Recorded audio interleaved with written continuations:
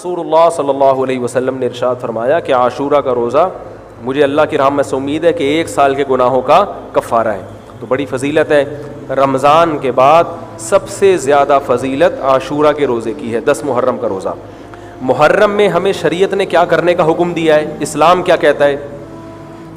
پہلی بات, اسلام یہ کہتا ہے کہ محرم میں روزے رکھنا دوسرے مہینوں کی نسبت زیادہ ثواب ہے. رمضان کے بعد تو زیادہ سے زیادہ روزے رکھیں, اور اسپیشلی 10 محرم کا روزہ 1 سال کے گناہوں کا کفارہ ہے, یہ اور زیادہ ثواب ہے. پورے محرم نہیں رکھے جاتے, 10 محرم کا رکھنا ہے.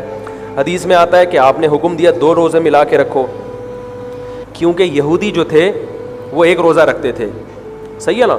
تو یہودیوں سے مشابہت سے بچنے کے لیے ہمیں حکم دیا کہ اس کے ساتھ ایک اور روزہ ملائیں. تو علماء یہ کہتے ہیں کہ آج کل یہودی 10 محرم کا روزہ نہیں رکھتے, تو اب مشابہت ختم ہو گئی ہے. تو اگر کوئی 9, 10 یا 10, 11 کا رکھ لے تو اچھی بات ہے, نہیں تو صرف 10 محرم کا بھی رکھ لے تو بھی انشاءاللہ پورا ثواب ملے گا, کیونکہ اب اس میں مشابہت رہی نہیں ہے. سمجھ رہے ہیں کہ نہیں سمجھ رہے؟ یہ کرنے کا کام ہے. دوسرا کام, محرم میں گناہ دوسرے مہینوں کی نسبت زیادہ, اس کی قباحت زیادہ بڑھ جاتی ہے, کیونکہ 4 مہینے محترم ہیں, ذوالقعدہ, ذی الحجہ, محرم اور رجب. یہ 4 مہینے جو ہیں اسلام میں اشہر حرم کہلاتے ہیں. قرآن کہہ رہا ہے فلا تظلموا فیہن انفسکم, ان میں اپنی جانوں پہ ظلم مت کرو. یہ ماتم کرنا بھی تو ظلم ہے نا اپنی جان پہ. تو اللہ نے فرمایا ان 4 مہینوں میں اپنی جان پہ ظلم مت کرو. کسی بھی طرح سے ظلم ہو, جسمانی ظلم ہو, روحانی ظلم ہو. جسمانی ظلم ماتم کر کے بھی ہو سکتا ہے, اور انگاروں پہ چل کے بھی ہو سکتا ہے, اپنے آپ کو پیٹ کے بھی ہو سکتا ہے. روحانی ظلم کیا ہے؟ گناہ کر کا. تو نہ گناہ کرنے کی اجازت, نہ کسی اور طرح سے. عام مہینوں میں بھی ظلم کی اجازت نہیں ہے, نہ اپنے اوپر اور نہ کسی اور پر. تو ان 4 مہینوں میں ظلم کی نوعیت بڑھ جاتی ہے. سمجھ رہے ہیں؟ یہ ایک محرم کی فضیلت ہے اسلام میں. اور تیسری فضیلت جو محرم کی, جو بعض روایات سے ثابت ہے, یعنی جو فضیلت تو نہیں کہیں گے اس کو, جو محرم میں کرنے کا کام ہے, وہ بعض حدیث میں آتا ہے کہ آپ صلی اللہ علیہ وسلم نے ارشاد فرمایا کہ عاشورہ کے دن اپنے اہل و عیال پر دسترخوان کو وسعت دو, اس سے رزق میں برکت ہوتی ہے. لیکن یہ جو حدیث ہے یہ ضعیف ہے, سند کے لحاظ سے پاورفل اور مضبوط نہیں ہے. بعض علماء کی رائے, بلکہ جمہور کی رائے یہی ہے کہ محرم میں اگر کوئی اپنے بچوں کو جمع کر کے اچھا کھانا کھلا دیتا ہے 10 محرم کو, اور یہ حلیم شاید یہیں سے نکلا ہے, میں شاید یہیں سے نکلا ہے کہ یوں تو وہ اچھا کھانا ہو جائے گا, تو وہ کہتے ہیں کوئی حرج نہیں ہے. لیکن ایک بات جو دوسرے علماء کہتے ہیں, جو میری بھی سمجھ میں آتا ہے, بلکہ میں نے پہلے کہیں پڑھا تو نہیں, میرا دماغ اس طرف گیا, لیکن اس کی تائید میں علماء کے فتاوی مل گئے. تو عاشورہ کے دن روزہ رکھنے کا حکم ہے, یہ بالکل بخاری مسلم کی صحیح حدیث سے ثابت ہے. اور جو کھانا کھلانے والی روایت ہے وہ اس ٹکر کی نہیں, اس کو تو ابن تیمیہ جیسے محقق نے بالکل ہی کالعدم قرار دے دیا, بعض عرب علماء نے بھی بالکل کالعدم قرار دے دیا, اگرچہ ہماری رائے ہے کہ بالکل کالعدم نہیں ہے, لیکن بہرحال اس میں محدثین کا بڑا اختلاف ہوا ہے. جبکہ روزہ رکھنے والی جو روایات ہیں وہ بالکل بے غبار ہیں, ان کو سب صحیح مانتے ہیں. تو کھانا کھلانا اور روزہ جمع, بولو بھائی, نہیں ہو سکتا. اس لیے کہ اگر وہ روزے کا دن ہے تو کھانے کا دن نہیں ہے, کھانے کا دن ہے تو روزے کا نہیں. ابن تیمیہ رحمہ اللہ تعالیٰ کی رائے یہ ہے کہ بعض لوگوں نے شیعہ کی مخالفت میں غلو کیا ہے. شیعہ نے اس دن کو چونکہ منحوس بنا دیا 10 محرم کو, تو انہوں نے مخالفت میں اس دن کو ایک سیلیبریٹ کرنے کے لیے نا کھانا کھلانے کا حکم دے دیا کہ ہم منحوس نہیں سمجھتے, بلکہ اس کا کیا کریں گے, اپوزٹ کے کھاؤ اور کھلاؤ. تو انہوں نے کہا یہ بھی غلو ہوا ہے. دوسری طرف بھائی منحوس نہیں ہے, مبارک ہے ہماری نظر میں, لیکن اتنا مبارک کہ اس میں کھانا کھلانا, اور یعنی عید والا عنصر کھانا کھلانا تو عید کے دن ہوتا ہے نا, تو عید نہیں ہے بہرحال.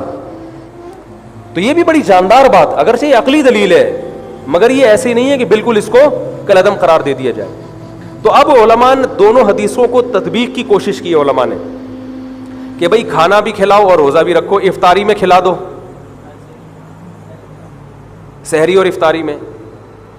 تو بات یہ ہے کہ افطاری میں اگر آپ کھلائیں گے تو وہ 11 محرم شروع ہو چکی ہوگی, وہ 10 محرم بولو بھائی نہیں رہے گی. دوسرا سحری میں جو کھلانے کا مسئلہ ہے نا، سحری میں، تو سحری میں جب ہم کوئی کہتے ہیں نا فلاں دن یہ کام کرنا ہے فلاں دن، تو اس سے لغت میں جو ذہن میں متبادر ہوتا ہے نا وہ دن کا وقت ہے، وہ 3:30 پونے 4 کا وقت نہیں ہوتا.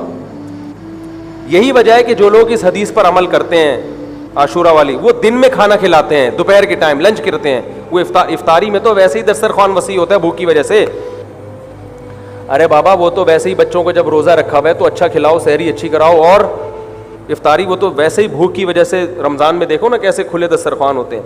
تو میں نے بڑی کوشش کی دونوں حدیثوں کو جمع کریں، لیکن تکلف کے بغیر یہ ممکن نہیں ہے. تو فقہ کا ایک اصول ہے کہ جب کوئی بے غبار صحیح حدیث ہوتی ہے اور اس سے ایک اصول ثابت ہو رہا ہے، تو اس کے مقابلے میں اگر کمزور روایت آئے گی جو اس سے ٹکرا رہی ہوگی، تو اس کمزور روایت کو، اگرچہ وہ موضوع من گھڑت نہیں ہے، لیکن اس کمزور کو اس صحیح حدیث کی مخالفت کی وجہ سے بولو بھائی رد کر دیا جائے. اس لیے میرا نالائق کا موقف یہ ہے، میں بہت نالائق ہوں، میں اتنی بڑی بڑی باتیں کرتا نہیں ہوں، لیکن ساڑی عقلچ یہ چیز آندھی نہیں ہے کہ بھائی جو روزے کا دن ہے وہ بھوکے پیاسے رہنے کا دن ہے، وہ کھانے کھلانے کا نہیں ہے. افطاری میں تو ویسے ہی کھاؤ بھی کھلاؤ بھی. تو اور اس کا نقصان یہ بھی ہوتا ہے کہ لوگوں نے اس کھانا کھلانے کے چکر میں روزے چھوڑ دیے ہیں. سمجھ رہے ہیں؟ جب حلیم پکے گا تو کون روزہ رکھے گا بھائی؟ ساری رات گھوٹا لگے گا حلیم کا کہ کل دسترخوان وسیع کرنا ہے، تو پھر روزہ گیا، وہ تو تیل لینے گیا، روزہ کون رکھے گا روزہ؟ تو وہ حدیث صحیح حدیث کی بالکل اس میں ٹائٹ قسم کی مخالفت ہو رہی ہے. ٹھیک ہے نا؟ تو نالائق کی رائے، پھر بھی اگر کوئی دوسرے علماء کی رائے کو فالو کرتا ہے تو وہ کھائے بھی کھلائے بھی. میں کہتا ہوں جو مضبوط چیز ہے اس کو لینا چاہیے، جو کمزور چیز ہے اس کو چھوڑ دینا چاہیے. ہمارے حضرت مفتی رشید احمد صاحب رحمہ اللہ ایک بات کہتے تھے کہ جہاں کھانا کھلانے کی حدیث آئے گی نا وہاں مسلمان اس کو لے ہی لے گا. کھانے پینے کی جہاں بات آئے گی مسلمان کیا کرتا ہے؟ وہ کہتا ہے بھائی یہ صحیح ہے، یہ بالکل صحیح حدیث ہے. ٹھیک ہے نا؟ وہ کیا کرتا ہے؟ جن علماء کی تحقیق ہے وہ تو تحقیق سے کہہ رہے ہیں، لیکن عام پبلک کی عادت یہ ہوتی ہے کہ فتویٰ بھی اسی کا فالو کریں گے جہاں کھلانے کا تذکرہ آ رہا ہو. تو اب ہمارے کہتے ہیں جہاں کھانا کھلانے کی بات آئی مسلمان کہتا ہے بس یہ بالکل صحیح بخاری کی طرز پر ہی، بخاری کی شرط پر ہی حدیث.